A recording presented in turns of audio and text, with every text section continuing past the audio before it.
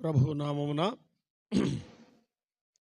ఈ 3 దినాల సభలలో మొదటి రోజు సాయంకాలం ఈ రాత్రి కూడిక కొరకు శ్రద్ధతో ప్రేమతో చేరువచ్చిన సహోదరి సహోదరులు అందరికీ, ప్రాముఖ్యంగా ఈ స్థానిక సంఘములో దైవ సేవకులు వాళ్ళ గారికి, అధ్యక్షులుగా ఉన్న జయప్రకాశ్ రావు గారికి, అలాగే సంఘములో ఉన్న పెద్దలకు, ఈ స్థానిక సంఘంలో బాధ్యత కలిగిన విశ్వాసులైన సహోదరి సహోదరులందరికీ మొట్టమొదటిగా నా యొక్క ప్రేమ వందనాలు తెలియచేస్తున్నాను.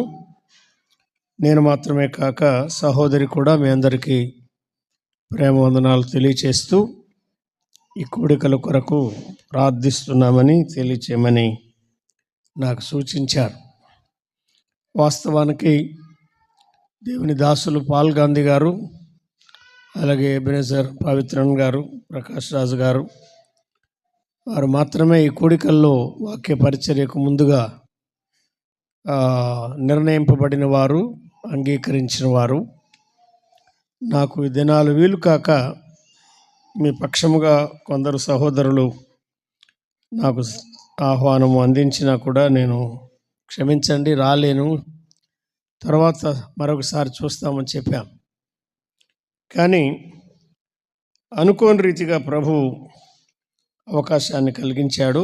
రేపు మాత్రమే నేను మీ దగ్గర ఉండగలను, పగటి వేళ ఉండి రాత్రికి ప్రయాణం చేయవలసి ఉంటుందని తెలియచేశాను. కానీ గుంటూరులో ఒక మందిర ప్రవేశ కార్యక్రమం, మనందరికీ తెలిసిన పెద్దలు సాధు సుగుణరావు గారి కుమారుడు పనిచేస్తున్న స్థలంలో, అనగా వేరొక స్థలంలో ఒక చిన్న మందిరం కట్టబడగా దాని ప్రతిష్టలో ప్రారంభములో వర్తమానం అందించాలని వారు ఆహ్వానించడం ద్వారా ఉదయం నేను గుంటూరు రావడం, ఆ కార్యక్రమాన్ని మరి బండాత్మకూరు నుండి వచ్చిన రాజారావు గారు నేను కలిసి జరిగించడం జరిగింది. మధ్యాహ్నం కూడా ఒక కూడిక జరిగించమని వారు కోరారు, కానీ అది చిన్న స్థానిక సంఘం, వారికి భారంగా ఉండకుండా అంతటితో ముగించుకోవడం మంచిదని సూచించాను. సహోదరులు వచ్చి క్షేమంగా నన్ను ఇక్కడికి తీసుకుని వచ్చినందున వారికి కూడా నా యొక్క కృతజ్ఞతలు తెలియచేస్తున్నాను. దైవ గ్రంథంలో నుండి దేవుని దాసులు ఏ విషయాలు అందిస్తున్నారో కూడా నేను తెలుసుకోలేదు. నేను ఉండే సమయం చాలా తక్కువ గనుక అందించేటువంటి చిన్న చిన్న తలంపులు ప్రభువు మనందరికీ క్షేమకరంగా, ప్రయోజనకరంగా చేయాలని, శ్రద్ధతో ప్రార్థనాపూర్వకంగా వినాలని ప్రభువు నామమున మొదటిగా నేను మనవి చేస్తున్నాను. ఈ రాత్రి వేళ మన మధ్య సువార్త సందేశాన్ని తేటగా అందించే కృపావరం కలిగిన దైవజనులు ఉన్నారు. వారికి ముందు కొద్ది నిమిషాలు కీర్తన గ్రంథంలో నుండి 105వ కీర్తనలో కొన్ని వచనాలు నేను చదివి కీర్తన అంతట్లో ఉన్న సారాంశాన్ని, అందులో ఉన్న ముఖ్యమైన సందేశాన్ని మీతో కలిసి ధ్యానించాలని, నేను కూడా మీతో పాటు ఆలకించాలని ఆశిస్తున్నాను. మా కొరకు, మా చిన్న సేవ కొరకు ప్రార్థిస్తున్న వారందరికీ కూడా ప్రత్యేకంగా కృతజ్ఞతలు తెలియచేస్తున్నాను. 105వ కీర్తన 5వ వచనం మొదలుకొని నేను చదువుతున్నాను. వాక్య పరిచర్యలో అవసరమైన వచనాలు తేటగా చదవగలిగిన సహోదరులు ఎవరైనా ఒకరు చదివితే సహాయకరంగా ఉంటుంది.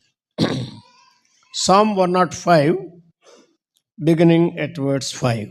105వ కీర్తన 5 నుండి చదువుకున్నాం. ఆయన దాసుడైన అబ్రహాము వంశస్థులారా, ఆయన ఏర్పరచుకొనిన యాకోబు సంతతి వారులారా, ఆయన చేసిన ఆశ్చర్య కార్యములను జ్ఞాపకము చేసుకొనుడి. ఆయన చేసిన సూచక క్రియలను, ఆయన నోటి తీర్పులను జ్ఞాపకము చేసుకొనుడి. ఆయన మన దేవుడైన యెహోవా, ఆయన తీర్పులు భూమి అందంతటా జరుగుచున్నవి. తాను సెలవిచ్చిన మాటను 1000 తరముల వరకు అబ్రహాముతో తాను చేసిన నిబంధనను ఇస్సాకుతో తాను చేసిన ప్రమాణమును నిత్యము ఆయన జ్ఞాపకము చేసుకొనును. వారి సంఖ్య కొద్దిగా ఉండగను, ఆ కొద్ది మంది ఆ దేశమందు పరదేశులై ఉండగను కొలవబడిన స్వాస్థ్యముగా కనాను దేశమును మీకు ఇచ్చేదనని ఆయన సెలవిచ్చెను.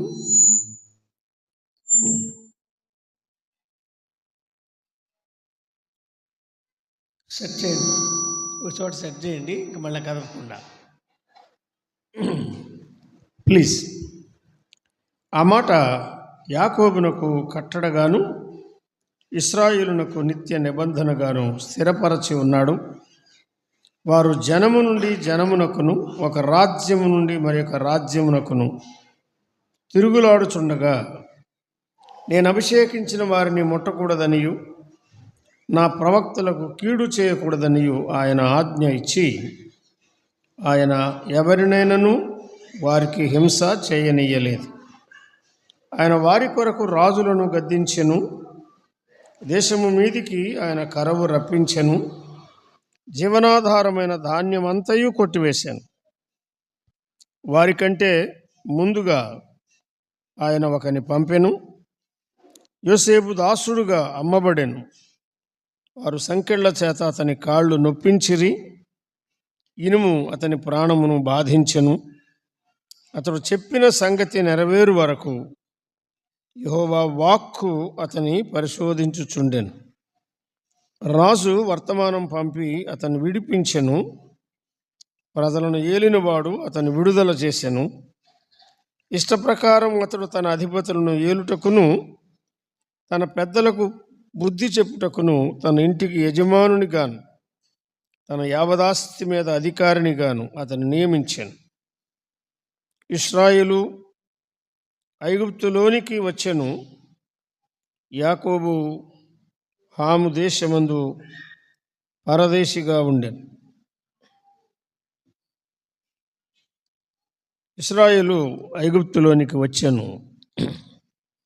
మరొక వచనం కూడా ఇదే కీర్తనలో చదువుకుందాం. 43వ వచనం చూడండి. ఆయన తన ప్రజలను సంతోషముతోనూ తాను ఏర్పరచుకున్న వారిని ఉత్సాహ ధ్వనితోనూ వెలుపలికి రప్పించాను. ఇశ్రాయేలు ఐగుప్తులోనికి వచ్చెను. ఆయన తన ప్రజలను వెలుపలికి రప్పించాను. ఈ రాత్రి వేళ చదువుబడిన ఈ కొద్ది వచనాలు, ఈ కీర్తన అంతటిలో ఉన్న వచనాలలో మన కొరకు ప్రభువు దాచి ఉంచిన సందేశాన్ని మనం వినగలుగునట్లు సహాయకరంగా ప్రభువే తన ఆత్మ ద్వారా మనతో మాట్లాడునుగాక. ప్రభునందున్న ప్రియమైన సహోదరి సహోదరులారా, ప్రత్యేకంగా సంఘం యొక్క క్షేమం కొరకు, ఆత్మల క్షేమార్థమై సభలు జరిగించాలని, వాక్య పరిచర్య జరిగించాలని మంచి ఆలోచన దైవ సేవకులకు, అధ్యక్షులకు, పెద్దలకు, సంఘస్థులకు ప్రభు అనుగ్రహించి ఈ చక్కని ప్రారంభం ఈరోజు చేయడానికి ప్రభు సహాయం చేశారు. నేను లేకపోయినా దేవుని దాసులు పగటి వేళ, ఉదయకాలం, మధ్యాహ్న కాలం ప్రభు చేత చక్కగా వాడబడ్డారని నమ్మి ప్రభుకు స్తోత్రములు చెల్లిస్తున్నాను. ఈ రాత్రి అలాగే ప్రభు చిత్తమైతే రేపు నేనుండే సమయంలో మన ఆధ్యాత్మిక జీవితానికి, భక్తి జీవితానికి సహాయకరమైన ఆలోచనలు, స్తోత్రాలు, సూచనలు ప్రభువే తన ఆత్మ ద్వారా మనకు అందించాలనేది మన ప్రార్థన, మన నిరీక్షణ. కీర్తనల గ్రంథంలో 150 కీర్తనలు ఉన్నాయని మనందరం ఎరిగి ఉన్నాం.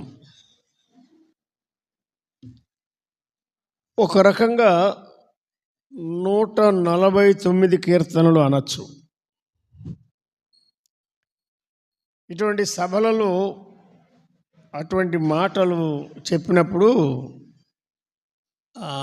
150 ఉంటే 149 ఎట్లా, ఎందుకన్నారు అని ఇక మిగతా వర్తమానం వినకుండా దాని మీద ఆలోచన చేస్తూ ఉంటారు. అందువల్ల నేనే దాన్ని తేటపరచాలని ఆశిస్తున్నాను. ఉదాహరణకు 2 కీర్తనల్లో ఉన్న కొన్ని వచనాలు కలిపి ఒక కీర్తన తయారు చేశారు, ఏమీ తేడా లేకుండా. అది 108వ కీర్తన. ఇప్పుడు మీరు చూడనక్కర్లేదు, తర్వాత చూడండి. మీటింగ్ అయిన తర్వాత మీ ఖాళీ ఉన్నప్పుడు చూస్తే ఇంకా మంచిది. 57వ కీర్తనలో కొన్ని వచనాలు, 60వ కీర్తనలో కొన్ని వచనాలు కలిపితే అది ఒక కొత్త కీర్తన అయింది. అది పాత కీర్తనే. ఇప్పుడు సరిపోయిందా? కనుక 149, కనీసం 149 కీర్తనలు ఇంచుమించుగా, ఇంకా జాగ్రత్తగా చూస్తే 148 కూడా కావచ్చు. ఏమైనా భక్తి గల వారిని ప్రభువు ఆ కాలంలో చక్కగా పాటలు రచించడానికి ఉపయోగించాడు. వారు రచించిన 150 కీర్తనలు 5 భాగాలుగా ఉన్నాయి. 150 కీర్తనలు 5 భాగాలు అంటే మీరు వెంటనే 30 అనుకోవద్దు. 30 × 5 150, కానీ విభజన అట్లా కాదు. 41 అది ఒక భాగం, 1 నుండి 41. 42 నుండి 72 అది రెండో భాగం. 73 నుండి 89 మూడో భాగం. 90 నుండి 106 నాలుగో భాగం. ఇక 107 నుండి 108 వరకు, 150 వరకు, 107, 108 వరుసగా 150 వరకు అది చివరి భాగం, 5వ భాగం. మన చేతికి 5 వేళ్ళు కదా. మోషే వ్రాసిన పుస్తకాలన్నీ 5 పంచకాండాలు. ఆదికాండంలో మోషే లేడు. ఆదికాండంలో పుట్టనివాడు, ఆదికాండంలో జరిగిన సంగతులు ప్రభువే ఆయనకు బయలుపరచగా ఆత్మ ద్వారా వ్రాశాడు. గనుక మోషే వ్రాసిన ఆ 5 కాండాలు, పంచకాండాల్లో ఉన్న పాఠాలే, వర్తమానం అంతా ఒకటే. కానీ ఇక్కడ స్కంధము అని చెప్పి ప్రథమ స్కంధం మొదలుకొని పంచమ స్కంధం 5వ భాగం వరకు, ఆదికాండం వర్తమానం మొదటి భాగం, నిర్గమకాండం వర్తమానం 2వ భాగం, లేవియకాండం వర్తమానం 3వ భాగం, సంఖ్యాకాండం వర్తమానం 4వ భాగం, ద్వితీయోపదేశకాండం వర్తమానం పంచమ స్కంధం అంటే ఆఖరి భాగంలో ప్రభు మనకు అందిస్తున్నాడు. ఇటువంటి ఆలోచనలు మనం చేయడం ద్వారా తర్వాత చదువుకునేటప్పుడు అక్కడ ఉన్న పాఠం ఏమిటి, ఇక్కడున్న మాటలు ఏమిటి, వాటిని జాగ్రత్తగా ఆలోచించడానికి మనకు సహాయకరంగా ఉంటుంది. ఈ రాత్రి మనం చదువుకున్న భాగం అది సంఖ్యాకాండానికి సంబంధించిన భాగం, సందేశం, అంతే కదా. పంచమ స్కంధం 107 దగ్గర ప్రారంభమవుతున్నది. మనం చదువుకున్న కీర్తన ఏది? 105, 105, 106, 107. ఈ 3 గుర్తుపెట్టుకోండి మనసులో. ఈ రాత్రి మనము 105 దగ్గర ఉన్నాం, 105వ కీర్తన. ఈ 105వ కీర్తనలో మొదటి వచనాలు ప్రోత్సాహంగా ప్రభువుకు మనం స్తుతులు చెల్లించాలి, ఆయన నామాన్ని ప్రకటన చేయాలి, ఆయన కార్యములు వెల్లడి చేయాలి, ఆయనను గురించి పాడాలి, ఆయనను ఎక్కువగా కీర్తించాలి, ఆయన కార్యములను గురించి మనం సంభాషణ చేయాలి, ఆయన పరిశుద్ధ నామాన్ని బట్టి మనం అతిశయించాలి, ఉల్లసించాలి. యెహోవాను వెదకువారు ఆయన హృదయమందు మన హృదయాల్లో సంతోషించాలి. యెహోవాను వెదకండి, ఆయన బలమును వెదకండి, ఆయన సన్నిధిని నిత్యము వెదకండి అని ఒక 4 వచనాల్లో ఆనాడు ఇశ్రాయేలు ప్రజలు ఏం చేయాలో చెప్పాడు. ఈనాడు దేవుని ప్రజలమైన మనము ఏం చేయాలో చెప్పాడు. మనం ప్రభువును స్తుతించాలి, ఆయన నామాన్ని ప్రకటించాలి, ఆయన కార్యములు ప్రచురం చేయాలి, తెలియచేయాలి. ఆయనను గూర్చి మనం పాడాలి, ఆయనను మనం కీర్తించాలి. ఆయన కార్యములన్నిటిని గూర్చి మనము సంభాషణ చేయాలి. ఇలా 4 వచనాల్లో మనం చేయవలసిన పనులు చెప్పాడు, క్రియాపదాలు కొన్ని చెప్పాడు. తరువాత ఇశ్రాయేలు జనాంగానికి ముఖ్యులుగా ఉన్నవారు, మూల పితరులుగా ఉన్న నాయకులను గూర్చి ఆయన మాట్లాడుతున్నాడు. వారి ద్వారా ప్రభువు వారికి చేసిన మేళ్ళు చెప్పాడు. దయచేసి కూర్చోండి. ప్రభువు సన్నిధిలో ఆయన మాటలు వినడానికి మనం వస్తున్నాం కదా. ప్రేమతోనే నేను మనవి చేస్తున్నాను, మీరున్న స్థలాల్లో చక్కగా కూర్చొని వాక్యం ప్రకటించడానికి వీలు కలిగించండి. వాక్యాన్ని మనము చెవులారా విని మనసారా గ్రహించాలి. హృదయపూర్వకంగా ఆ వాక్యాన్ని మనం ఘనపరచాలి, మన జీవితాల్లో జీర్ణం చేసుకొని ఆ ప్రకారం మనం జీవించాలి. గనుక వాక్య పరిచర్య జరిగే సమయం ఎప్పుడైనా అది మాట్లాడుకునే సమయం కానే కాదు. అత్యవసరమైన విషయాలు ఉంటే కొంచెం బయటికి వెళ్ళి దూరంగా వెళ్ళి మాట్లాడుకోవాలి, అభ్యంతరం ఏమి లేదు. It's a serious issue. ప్రభువు మనతో మాట్లాడే సమయం అది ధన్యకరమైన సమయం. ఒక మాట, ఒక ముక్క పోకుండా మనం జాగ్రత్త పడాలి.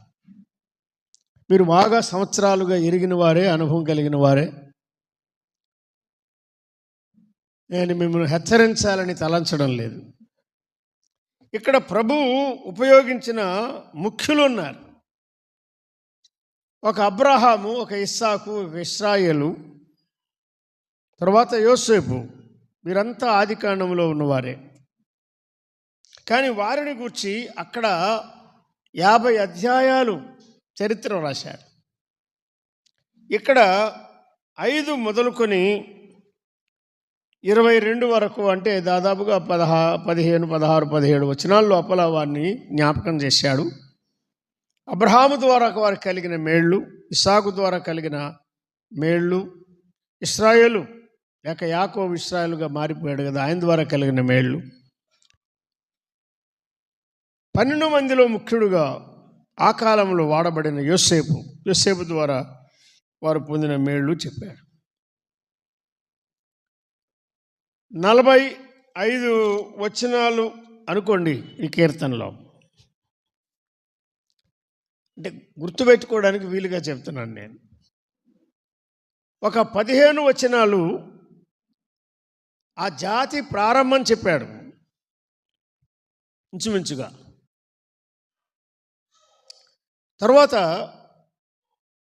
వారు ఏ దేశంలో ఉన్నారో లేక ఏ దేశానికి వెళ్ళారో, ఐగుప్తు అంటారే, ఆ ఐగుప్తుల్లో వారు ఉండి, ఐగుప్తులో ఉండి వారు దిగజారిపోయిన పరిస్థితి ఒక 15 వచనాలు వివరిస్తున్నాడు. ఆ వారిని వెలపలికి తేక ముందు ఐగుప్తులో జరిగిన అద్భుతాలు, మహత్కార్యాలు, సూచక్రియలు ఎలా చెప్పినా ఒకటే. అవన్నీ ఒక 10-12 వచనాలు రాశాడు. అంటే 15 వచనాలు కన్నా కొంచెం తక్కువే. వారిని వెలపలికి తేవాలి, అది ప్రభు యొక్క ఉద్దేశం. కానీ దానికి ముందు ఏమేమి చేశాడో అవన్నీ అక్కడ చెప్పాడు. ఇది ఇక్కడే కాదు. మీరు ఈ రాత్రి విన్న తర్వాత మీకు మీరుగా బైబిల్ చదివినప్పుడు బాగా ఆలోచన చేయండి. ఒక్క వచనంలో చెప్పాడు. వారు ఐగుప్తులోనికి వెళ్ళారు అన్నాడు. ఒక్క వచనంలో చెప్పాడు. ఆయన వారిని వెలుపలికి రప్పించాడు అని. అంతే, అదే పాఠం ఈ రాత్రి మనకు ముఖ్యంగా. ఐగుప్తుకు వెళ్ళకూడదు, ఐగుప్తులో ఉండకూడదు. మరేం చేయాలి? ఐగుప్తును విడిచి వెలుపలికి రావాలి. ఆల్గాంధీ గారు దీని గురించి చాలా వివరంగా విస్తారంగా వివరించగలరు. నేను ఊరికే సూచ్యప్రాయంగా జ్ఞాపకం చేయాలని ఆశిస్తున్నా. విన్నారా? వారి పితరులు వారిని గూర్చి ఆయన మాట్లాడుతున్నాడు. కీర్తనల గ్రంథములో ఉన్న 150 కీర్తనల్లో ఐగుప్తులో నుండి వెలుపలికి వచ్చిన ఇశ్రాయేలు ప్రజలను గూర్చి ఆయన కొన్ని కీర్తనల్లో ప్రస్తావించాడు. నాట్ జస్ట్ వన్, కొన్ని కీర్తనలు. 66 అనుకుందాం, 78 అనుకుందాం, 105 అనుకుందాం, 106 అనుకుందాం, 107 అనుకుందాం, 136 అనుకుందాం. ఇప్పుడు నేను చెప్పినవన్నీ వెలుపలికి ఎలా తెచ్చాడు, వెలుపలికి రాకముందు అక్కడ ఏం జరిగినాయి, కొన్నిటిలో రెండూ చెప్తున్నాడు. ఈ కీర్తనలో ఈ రాత్రి వేళ దేవుని ప్రజలకు ప్రభువు చేసిన గొప్ప మేలు, మరి వారిని గూర్చి, వారి నాయకులను గూర్చి ఎందుకు రాస్తున్నాడు ఆయన, ఎందుకు ప్రస్తావించాడు, మనం కొంచెం ఆలోచన చేద్దాం. ఒక్కొక్క కీర్తనలో వీరి యొక్క విడుదల లేక వారి విమోచన ప్రభు వివరిస్తున్నప్పుడు ఒక్కొక్క రకంగా ఆయన దానిని మనకు అందిస్తున్నాడు. నేను 2-3 విషయాలు ఇక్కడ జ్ఞాపకం చేస్తా చూడండి. ఒక సహోదరుడు నా కొరకు చదివి సహాయం చేయండి. 105వ కీర్తనలోనే వీలైనంత వరకు ఇక్కడే మనం ఒక్కొక్క దాన్ని వెదకి పట్టుకుందాం. 10వ వచనం చదవండి. 105వ కీర్తన. వారి సంఖ్య కొద్దిగా ఉండగను, వారి సంఖ్య కొద్దిగా ఉండగాను, ఆ కొద్ది మంది ఆ దేశమందు పరదేశులై ఉండగా. చాలా ఈ అబ్రహాము సంతానం,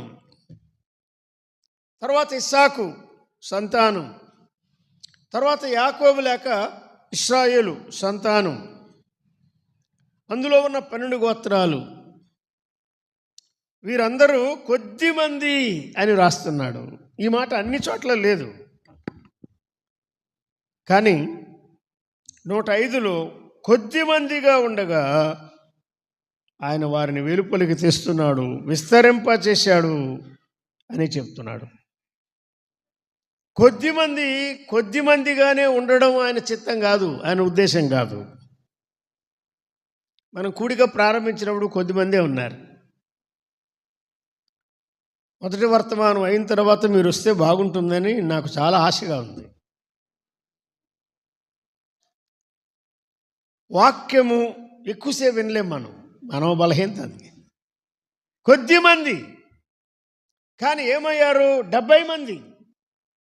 ఐగుప్తులోనికి వెళ్ళినప్పటికీ వారు 70 మందిగా వెళ్ళారు అని రాస్తున్నాడు. యాకోబు 70 మందితో కూడా ఆ దేశంలోకి వెళ్ళాడు అని చెప్పాడు. కొద్ది మందిని ప్రభువు బాగా విస్తరింపజేశారు. నిర్గమకాండం ప్రారంభం చూస్తే, అంటే ఆదికాండం చివరిలో యోసేపు ఉండగా, ఆ దేశానికి యజమానిగా, అధికారిగా, ప్రభువుగా ఉండగా, ప్రభు ఆ దీనుని, ఆ భక్తుని, ఆ నమ్మకస్తుని, ఆ శ్రమలు అనుభవించిన ఆ యవనస్తుని, యథార్థపరుని బహుగా హెచ్చించాడు. ఆయన ఉన్న దినాల్లో 70 మందిగా వెళ్ళారు. మరి వారు ఏమయ్యారు? నిర్గమకాండం 1వ అధ్యాయంలోనే వారిని గురించి రాస్తున్నాడు. ఒక వచనం మనం చదువుకుందాం. నిర్గమకాండం 1వ అధ్యాయం 12వ వచనం చదవండి. 1:12. అయినను ఐగుప్తీయులు వారిని శ్రమ పెట్టిన కొలది ఈ 70 మంది ఏమవుతున్నారు? శ్రమ పెట్టిన కొలది వారు విస్తరించి ప్రబలిరి. వారు విస్తరించి ప్రబలిరి అన్నాడు. అవునా? 7వ వచనం కూడా చదవండి. 1:7-1:12. 1:7-1:12. 7వ వచనం 12వ వచనం ఏం చెప్తున్నాడు? ఇశ్రాయేలీయులు బహు సంతానం కాదు, బహు సంతానము కలవారు అన్నాడు. ఇంకా అభివృద్ధి పొందిరి అన్నాడు. ఇంకా విస్తరించిరి అన్నాడు. ఇంకా అత్యధికముగా ప్రబలిరి అన్నాడు. వారున్న ప్రదేశము వారితో నిండి ఉండెను అన్నాడు. అవునా? బైబిల్ చాలా విశేషమైన గ్రంథం స్నేహితులారా. కలలు రాకుండా తల దిండు దగ్గర పెట్టుకుందాం రాత్రి అనుకోవద్దు. ఒక ఆయన ఏమన్నాడంటే, బైబిల్ తలలో పెట్టుకోవాలిరా, తల దిండు దగ్గర కాదన్నాడు. తలలో పెట్టుకోవాలంటే అర్థం ఏంటంటే లోపల ఉండాలి అది. అవునా? ద్వితీయోపదేశ కాండంలో మరి ఏం చెప్పాడు? బైబిలే చూద్దాం, వాక్యంలోనే ఏం చెప్తున్నాడు మనం ఆలోచించేద్దాం. ద్వితీయోపదేశ కాండం 1వ అధ్యాయం. ఇక్కడ కూడా 70 మందిగా ఉన్నవారిని దైవజనుడు ఆశీర్వదిస్తూ చెప్పాడు ఒక మాట. 11వ వచనం చూడండి. 1:11. మీ పితరుల దేవుడైన యెహోవా మీ జనసంఖ్యను 1000 రెట్లు ఎక్కువ చేసి. ఎన్ని రెట్లు? 1000 రెట్లు అంటే ఒక్కడుంటే 1000 మంది. మీలో ఒంటరైన వాడు 1000 మంది అవుతాడు అన్నాడు కదా. 1000 రెట్లు ఎక్కువ చేసి తాను మీతో చెప్పినట్లు మిమ్మును ఆశీర్వదించును గాక అన్నాడు. ఒంటరిగా ఉన్న వారిని. అబ్రహాము ఎంతమంది? అబ్రహాము పిల్లలు ఎంతమంది? ఒకడే. లెక్క ఒకడే కదండి. ఇష్మాయేలు లెక్కలోనికి రాడు. అమ్మా, 2 అంటారా, 3 అంటారా? ఒకడే. శారా ద్వారా కలిగిన వాడు అబ్రహాముకు ఇస్సాకు మాత్రమే. కానీ ఆ ఒక్కనిలో నుండి ఆయన సంతానాన్ని 1000 రెట్లు విస్తరింపజేశాడు. ఆదికాండం చివరికి వస్తే 70 మంది.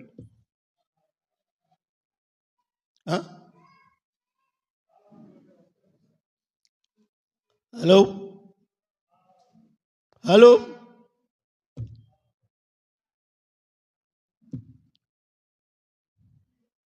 ఆ ప్రజలను ఆయన 1000 రెట్లు విస్తరింపచేశాడు. విన్నారా? 1000 రెట్లు విస్తరింపచేశాడు. 100 రెట్లు అంటేనే ఎక్కువ. ఆకాశ నక్షత్రముల వంటి సంతానం ఇస్తానని అడిచాడు. కొద్ది మందిని విస్తరింపచేసేవాడు మన ప్రభువు. అవునా? ఈనాడు భారతదేశం అంతట్లో ప్రభువునందు విశ్వసించిన వారు ఎంతమంది?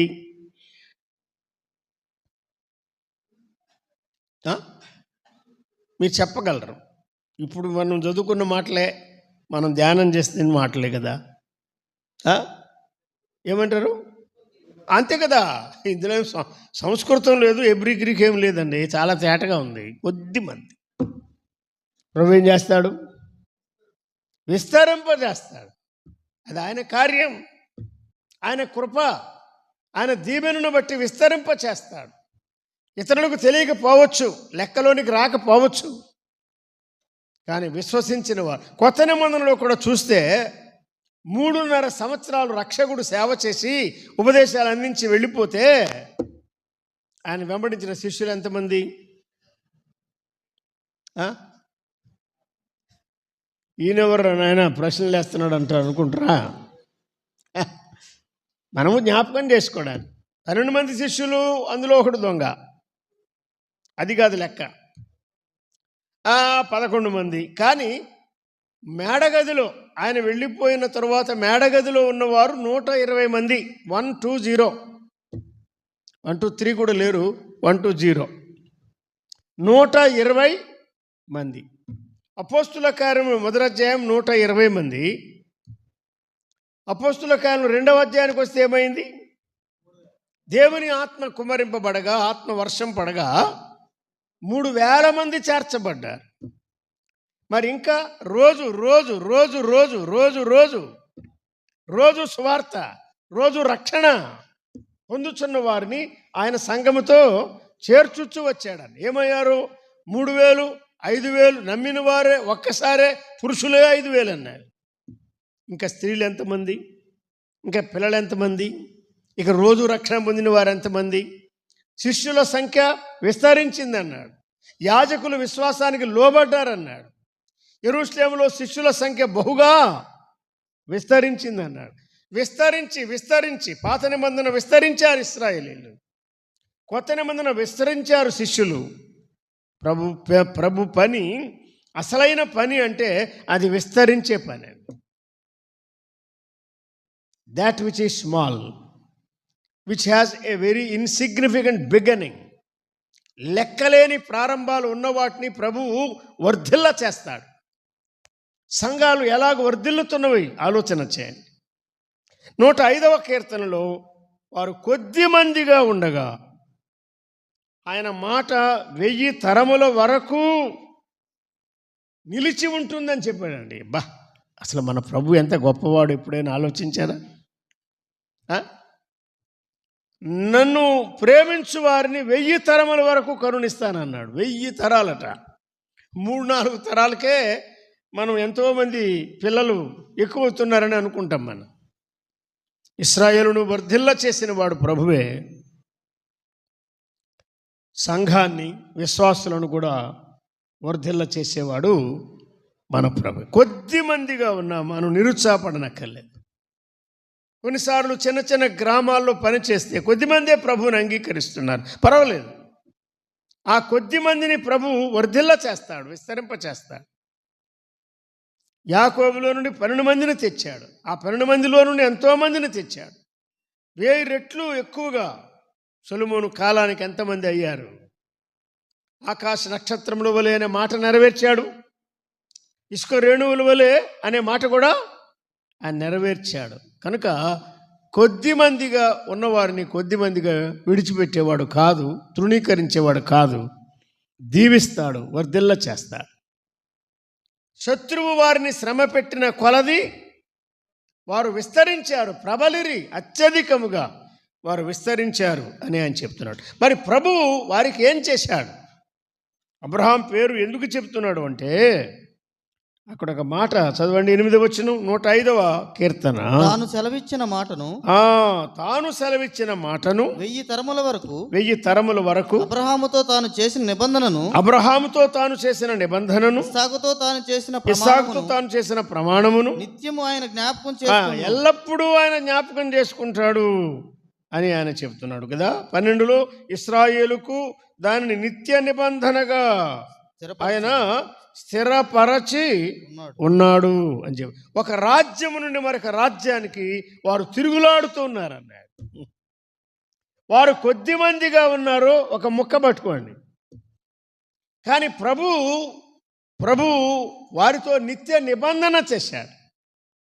ఆయన సెలవిచ్చిన మాట వారితో స్థిరపరిచాడు. ఆయన అబ్రహామును బట్టి కాదు, ఇస్సాకును బట్టి కాదు, యాకోబును బట్టి కాదు, ఎవరిని బట్టి కాదు. ఆయన తన మహా వాత్సల్యతను బట్టి, ఆయన నమ్మకత్వాన్ని బట్టి ఆ మాటను ఆయన నెరవేర్చేవాడు, కాపాడేవాడు ఆయన. గనుక వారు తిరుగులాడుచుండగా అన్నాడు. అంటే ఒక చోట స్థిర నివాసము లేనివారుగా ఉన్నారు. వారు విన్నరా? Insignificant beginning. వారి ప్రారంభం చూస్తే ఎన్నిక లేని ప్రారంభం, స్వల్ప జనము, ఎన్నిక లేని జనము, పురుగు వంటి ప్రజలు. యాకోబు ఒక చోట ఉండడానికి స్థిర నివాసము లేక వారు తృణీకరించబడిన వారుగా ఉన్నారు, తిరుగులాడుచున్న ప్రజలు. వారిని ఒక చోట నాటడానికి ఆయన సంకల్పించాడు. మీరు గుర్తుపెట్టుకుంటే 105లో ఐగుప్తులోనికి వారే దిగిపోయారు. 105లో ఐగుప్తులో నుండి ఆయన వారిని వెలుపలికి తెచ్చాడు, రప్పించాడు. ఐగుప్తులో ఉండకూడదు, అది ప్రభు చిత్తం కాదు. 106లో వెలుపలికి వచ్చిన వారు అరణ్య యాత్రలో ఉన్న అనుభవాలు చెప్తున్నాడు. గుర్తుపెట్టుకోండి, తర్వాత ఆలోచన చేద్దాం. 107లో వారిని ఆయన ఒక స్థిర నివాసం, ఒక స్థిర నివాసము వారికి అనుగ్రహించి వారికి తెలియని దేశాన్ని, వారికి అర్థం కాని దేశాన్ని వారికి స్వాస్థ్యముగా అనుగ్రహించాడు. అక్కడికి చేర్చాడు, అక్కడికి రప్పించాడు. వీరిని బట్టి కాదు, ఆయన కృపను బట్టి, ఆయన సత్య స్వభావమును బట్టి. వాగ్దానము చేసిన వాడు అబద్ధమాడు వాడు కాడు, నమ్మదగిన వాడు అని రుజువు చేయడానికి ప్రభువు వారిని వాగ్దాన దేశానికి తీసుకుని వచ్చాడు. ఈ 3 కీర్తనలు వరుసగా చూస్తే వీటిలో ఈ 3 అనుభవాలు మన ఎదుట ఉంచి ఆయన మాట్లాడుతున్నాడు. దేవుని దాసులకు మనం సమయం ఇవ్వాలి. వారి సమయాన్ని దొంగిలించడం నాకు న్యాయం కాదు. ఐగుప్తు అని చెప్పాడే, చూడండి ఏం చెప్పాడు. 105వ కీర్తన 23లో ఇశ్రాయేలు ఐగుప్తులోనికి వచ్చాను అన్నాడు. అమ్మా అయ్యా, ఈ ఐగుప్తు అనేది ఎక్కువ సార్లు ఐగుప్తు ఐగుప్తు ఐగుప్తు ఐగుప్తు ఐగుప్తు అని వ్రాయబడింది. కానీ కొన్నిసార్లు ఏమన్నాడంటే దానికి 3 పేర్లు ఉన్నాయి. ఒకటి ఐగుప్తు అన్నాడు, మరొక పేరు ఏం చెప్పాడు, హాము దేశం అన్నాడు కదా. 78వ కీర్తనలో చెప్తున్నాడు, 105లో చెప్పాడు, 106లో కూడా హాము దేశం అంటున్నాడు. ఐగుప్తు దేశం అన్నా అదే, హాము దేశం అన్నా అదే, ఇండియా అన్న అదే, భారతదేశం అన్న అదే, హిందూ దేశం అన్న అదే, ఒకటే కదా. ఐగుప్తుకు 3 పేర్లు ఉన్నాయి. ఆదికాండానికి రండి, 50వ అధ్యాయములో, ఆదికాండం చివరి అధ్యాయములో ఆ దేశాన్ని గురించి ఒక మాట మనం చదువుతున్నాం. చదవండి 11వ వచనం. ఆ దేశమందు నివసించిన కనానీయులు అటదు కళ్ళమునొద్ద ఆ దుఃఖము సలుపుడు చూచి యాకోబు చనిపోయాడు, ఇశ్రాయేలును సమాధి చేశారు. సుగంధ ద్రవ్యములతో పెట్టే సిద్ధం చేశారు. కొన్ని సంవత్సరాల కిందట హైదరాబాద్లో ఐజాక్ న్యూటన్ గారు ప్రభు సన్నిధికి వెళ్తే ఆ సమాధి కార్యక్రమం నిర్వహించవలసి వచ్చింది. అప్పుడు ప్రభు నాకు ఇది జ్ఞాపకం చేశాడు, ఈ ఆలోచన ఇచ్చాడు. ఏమిటంటే there was fragrance even in his funeral. అబ్రహాము జీవితంలో సువాసన ఉన్నది. ఇశ్రాయేలు జీవితంలో ఆయన సమాధిలో కూడా పరిమళ ద్రవ్యాలు ఉన్నాయి. పరిమళం విన్నారా? మనం ఈ లోకాన్ని విడిచిపెట్టి వెళితే మనల్ని గురించి ఏముంటుంది మనం ఆలోచించుకోవాలి. ఆటదు కళ్ళమునొద్ద వారు చాలా దుఃఖపడ్డారు. అవునా? దానికి ఏమని పేరు పెట్టారు చదవండి. కనుక ఐగుప్తీయులకు ఇది మిక్కటమైన దుఃఖం అని చెప్పుకున్నారు. ఇది మిక్కటమైన దుఃఖం అని చెప్పుకున్నారు కనుక దానికి ఆబేల్ మిస్రాయిం అంటున్నారు. ఈ మిస్రాయిం అనేది కూడా ఆ పేరే. విన్నారా? ఒక ఆయన ఎవరో పాట రాశాడు, మిస్రాయిం సుఖములు మనకు వద్దు అని. మిస్రాయిం సుఖములు, ఐగుప్తు సుఖాలు, ద ప్లెజర్స్ ఆఫ్ ఈజిప్ట్. పాపములో ఉన్నటువంటి విలాసం, ఆనందం, ఉల్లాసం, ఊగులాట, ఉప్పొంగుట వద్దు. అది రాత్రి మన పాట. ఈ మిస్రాయిం భోగాలు మనకొద్దు, ఈ హాములో ఉన్నటువంటి పాపం మనకొద్దు, ఐగుప్తులో ఉన్నది మనకు వద్దు, దానికి దూరంగా మనం బయటికి రావాలి. అది ఆయన చెప్తున్నాడు. కీర్తన గ్రంథంలో ఈ ఐగుప్తును గురించి ఆయన మాట్లాడుతూ మరొక మాట కూడా చెప్పాడు. చూడండి 78వ కీర్తన 2 సార్లు చెప్పాడు ఆ మాట. 12వ వచనము కానీ 43 కానీ ఏదో ఒకటి చదవండి. ఐగుప్తు దేశములోని సోయాను క్షేత్రమందు. చాలండి, అది రాజధానిగా ఉండేటువంటి ముఖ్యమైన స్థలం కనుక సోయను క్షేత్రం అన్నాడు. సోయను అన్నాడు అంటే ఐగుప్తు రాజధాని గురించి మాట్లాడుతున్నాడు ఆయన. సోయను అన్న, మిస్రాయిము అన్న, హాము అన్న, ఐగుప్తు అన్న అంతా ఒకటే. ఏం గెలిపించి ఎందుకంటే అంత ఒకటే. వారు ఐగుప్తులోనికి వెళ్ళారు. వెళ్ళమని ప్రభువు చెప్పాడా? లేదు. మరి వారు ఏమయ్యారు? యెహోషువ 24 ప్రకారం ఐగుప్తులోనికి వారు దిగిపోయారు. విన్నారా? యెహోషువ 24లో they went down into Egypt. ఐగుప్తులోనికి వారు దిగిపోయారు అని రాశాడు. వారు దిగిపోగా ఆయన కృపచేత వారిని వెలపలికి తెచ్చాడు. ఈ రాత్రి మనం చదువుకున్నాం 23వ వచనములో 105వ కీర్తన, ఇశ్రాయేలు ఐగుప్తులోనికి వెళ్ళెను అన్నాడు. యాకోబు అనాలి అసలు. ప్రభు వారిని వెలుపలికి రప్పిస్తున్నాడు. అక్కడ ఉండటం వారికి క్షేమకరం కాదు గనుక ఆ మిశ్రాయిం సుఖములన్నిటిలో నుండి ఆయన వారిని వెలుపలికి తెస్తున్నాడు. యెషయా గ్రంథములో ఒక వ్యక్తిని గురించి కూడా 3 పేర్లు చెప్పాడు. చూడండి 44వ అధ్యాయం. అయ్యా, యెషయా గ్రంథం 44వ అధ్యాయంలో మొదటి 2 వచనాలు చదవండి. అయినను నా సేవకుడగు యాకోబు, అయినను నా సేవకుడగు యాకోబు, నేను ఏర్పరచుకున్న ఇశ్రాయేలు వినుము. నిన్ను సృష్టించి గర్భములో నిన్ను నిర్మించిన వాడు, సహాయము చేయువాడైన సృష్టించిన వాడు, నిర్మించిన వాడు, విమోచించిన వాడు. 3 చెప్పాడు. ఐగుప్తును గురించి 3 చెప్పాడు. యాకోబును గురించి 3 చెప్పాడు. నీ పేరు యాకోబు, స్వల్ప జనం, పురుగు వంటి వాడు. నీవు మారిపోతే ఇశ్రాయేలు. నీవెవరివి? యెషూరు. నువ్వు క్రొవ్వినవాడు అన్నప్పుడు యెషూరు అన్నాడు. కాలు జాడించినప్పుడు యెషూరు అన్నాడు. బైబిల్లో ఉన్న మాటలే. వ్యక్తులు 3 కాదు, ఒక్కడే. ఎప్పుడు యాకోబు మోసగాడుగా ఉన్నప్పుడు యాకోబు, ఎప్పుడు ఇశ్రాయేలు మారినప్పుడు ఇశ్రాయేలు, గెలిచినప్పుడు ఇశ్రాయేలు. అవునా? మరి కాలు జాడించినప్పుడు యెషూరు. ఏ పేరుంది మనకి? మన జీవితం ఎలా ఉన్నది? ఎన్ని మార్పులు మనలో వస్తున్నాయి మనం అర్థం. వ్యక్తులు కానీ, పట్టణాలు కానీ, స్థలాలు కానీ, రకరకాల పేర్లు ఉన్నాయి. దేవుని వాక్యములో అది చెప్తున్నాడు. 105వ కీర్తనలో ఈ రాత్రి చిన్న ప్రారంభం మనం చేసుకున్నాం, ముగించుకుందాం.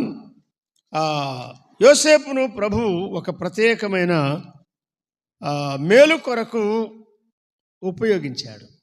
1-2 మాటలు చెప్పి తర్వాత ప్రభు వారిని ఏ రీతిగా వెలపలికి తెస్తున్నాడో జ్ఞాపకం చేసుకుందాం. ప్రభువు నడిపిస్తే దేవుని దాసులు వాటిని వివరిస్తారు. 17వ వచనం చదువయ్యా. వారికంటే ముందుగా ఆయన ఒకని పంపెను. అంటే ఈ 70 మంది వెళ్ళక ముందు వారికి ముందుగా వారి మేలు కొరకు, వారి పోషణ కొరకు ఆయన ఎవరిని పెట్టాడు? యోసేపును పెట్టాడు. వారికంటే ముందుగా ఆయన ఒకని పంపాను. యోసేపు దాసుడుగా అమ్మబడిన, దాసుడుగా వెళ్ళాడు ఆయన. దాసుడుగా అమ్మబడేను. వారు సంఖ్యల చేత అతని కాళ్ళు నొప్పించిరి. ఇనుము అతని ప్రాణమును బాధించినది. అతడు చెప్పిన సంగతి నెరవేరు వరకు దేవుని వాక్కు అతన్ని పరిశోధించుచూ ఉండెను. ప్రభువే అతన్ని విడిపించాడని. విన్నారా? ఏ టైప్ ఆఫ్ డెలివరెన్స్. యోసేపుకు ఇనుము అతని కాళ్ళను బాధించగా ప్రజలను ఏలినవాడు అతనిని విడుదల చేశాడు. రాజు ఫరో ద్వారా యోసేపుకు విడుదల కలిగింది. అది ఆదికాండం.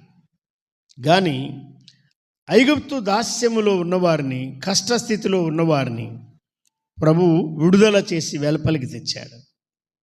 Bringing his people out of Egypt. అది బైబిల్లో ఒక పెద్ద పాఠం.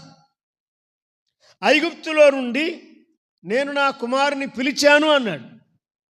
హోషేయ గ్రంథం 11వ అధ్యాయంలో చెప్పాడు ఆ మాట. I have called my son. ఇశ్రాయేలు ఎవరు? నా కుమారుడు. ఎక్కడికి వెళ్ళాడు? ఐగుప్తుకు వెళ్ళాడు. కనుక వాడు దిగిపోగా నేను అతన్ని వెలపలికి తెచ్చానన్నాడు. ప్రభువైన యేసుక్రీస్తును గూర్చి కూడా రాశాడు ఆ మాట. ఎందుకంటే ఆయన పుట్టిన తరువాత ఐగుప్తులో నుండి పిలిచాననే మాట నెరవేరాలని ఐగుప్తుకు పంపించాడు. విన్నారా? మత్తయి సువార్త 2వ అధ్యాయంలో అవన్నీ వరుసగా చెప్తున్నాడు. మీకా ప్రవచనం ఎలా నెరవేరింది, యెషయా ప్రవచనం ఎలా నెరవేరింది, హోషేయ ప్రవచనం ఎలా నెరవేరింది. బాలుడుగా ఉన్న రక్షకుడు ప్రభువును గుర్చే. ఒక వ్యక్తిని గుర్చే, బేబ్ ఆఫ్ బేత్లెహేమ్. ఆయన బేత్లెహేమ్ వాడు అని చెప్పాడు. ఐగుప్తులో నుంచి వెలపలికి తెచ్చానని చెప్పాడు. నజరేయుడు అనబడును అని కూడా చెప్తున్నాడు. కాబట్టి ముగ్గురు వ్యక్తులు కాదు, ఆయన ఒక్కడే. ఆ రక్షకుని ప్రభువు మనకు విమోచకునిగా అనుగ్రహించాడు. యోసేపు కంటే శ్రేష్ఠుడు విమోచకుడు, మోషే కంటే శ్రేష్ఠుడు విమోచకుడు. మన ప్రభు అయిన యేసుక్రీస్తు ద్వారా పాప దాసత్వములో నుండి మనల్ని విడిపించడానికి ఆయనే మన కొరకు పరలోకపు తండ్రి వలన బాధింపబడిన వాడుగా, కలువరి శిలువలో బంధింపబడిన వాడుగా, వేలాడిన వాడుగా ఆయన తన శిలువ మరణం పొంది దేవుని ఉగ్రత యావత్తు భరించాడు. ఆయన కార్చిన రక్తము ద్వారా మాత్రమే ఆయన మనకు విడుదల దయచేస్తున్నాడు. తలలు వంచండి, ప్రార్థన చేద్దాం. అతడు ఐగుప్తులోనికి వెళ్ళాడు. అతని బుద్ధిహీనత, అతని అజాగ్రత్త ప్రభువే వెలుపలికి తెచ్చాడు. అది ప్రభు యొక్క కృపా బాహుళ్యం, అది ఆయన రక్షణ బాహుళ్యం.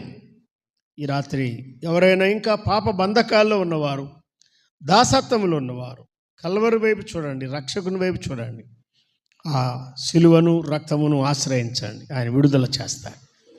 ప్రేమగల తండ్రి, ఏపీఎస్పి కాలనీలో ఈ సంఘాన్ని మీరు ప్రారంభించి ఎన్నో సంవత్సరాలుగా కాపాడుతూ వస్తున్నారు. ఎవరెవరిని ఉపయోగించాలో వారిని ఉపయోగిస్తూ సువార్తను, వాక్యమును, సందేశాలను అందిస్తున్నారు. ఈ రాత్రి ప్రకటింపబడిన సువార్త ఫలింపచేయండి. ఈ దాసుడు తిరిగి మాట్లాడనై ఉండగా మీ చేతి సాధనంగా, మీ నోటి బోరగా వాడుకొని కొన్ని ఆత్మలకు విడుదల అనుగ్రహించుదురని మా ప్రభు అయిన క్రీస్తు యేసు నామమున స్తుతించి వేడుకొనుచున్నాము తండ్రి. ఆమేన్.